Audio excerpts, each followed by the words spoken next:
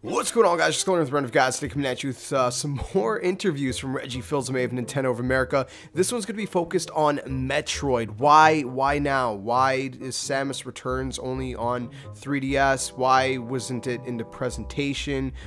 Different things like that. So we're going to kick off. We're going to go straight into it. This is what he says about Metroid Samus Returns. He says, "We wanted to make it clear that Metroid is an important franchise for us.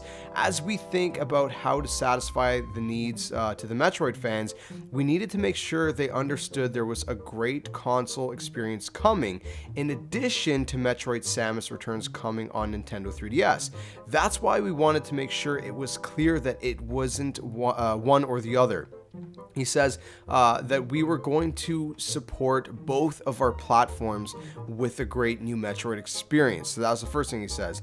He says, "Metroid Samus Returns wasn't included in the pre-recorded presentation for two reasons. One of those being that the company has learned people seem more interested in learning about Switch and other console experiences first, at least at E3. Then he goes on to say that we've learned through lots of experience that the consumer wants to get that upfront information on the console experiences." Regarding on, why Reggie thinks some games need to have longer demonstrations and maybe feature commentary from developers when they debut, he says, "Anyone who's passionate about a particular franchise envisions what the next one is going to be like. Oftentimes, until they see it, until they really understand it, there's going to be some dissonance."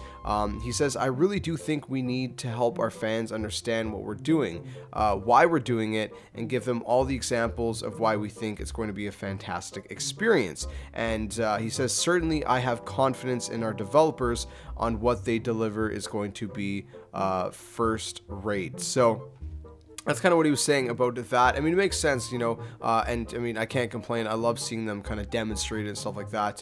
And there's been games for me where I was on the fence about, and then I've seen them demonstrate it on Treehouse Live or something, and it sold me. So that does make complete sense. He says, "Why Samus Returns is not on the Switch?" Well, this is what he has to say. "There's over 66 million of these devices out in the hands of consumers." He's talking about the 3DS.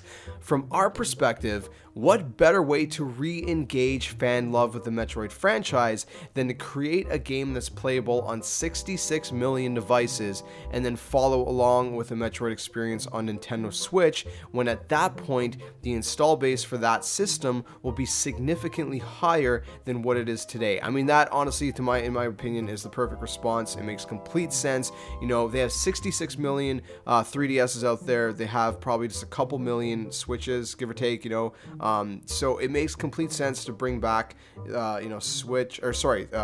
Metroid on 3DS before Switch. Reintroduce it on 3DS, bring back Samus Returns, and then from there, once by that time, there's going to be a larger install base by the time they're ready for Metroid Prime 4, and then release that on the Switch. I mean, it's honestly the perfect plan in my opinion. And then we have a Metroid experience on the 3DS now. We have a Metroid experience on the Switch later. So what do you guys think about that? Let me know in the comments section below. Are you excited for both Metroids, Metroid Samus Returns on the 3DS and Metroid Prime 4 on the Switch? I'm super pumped. I'm going to be playing both of them, but let me know what you guys think in the comments section below.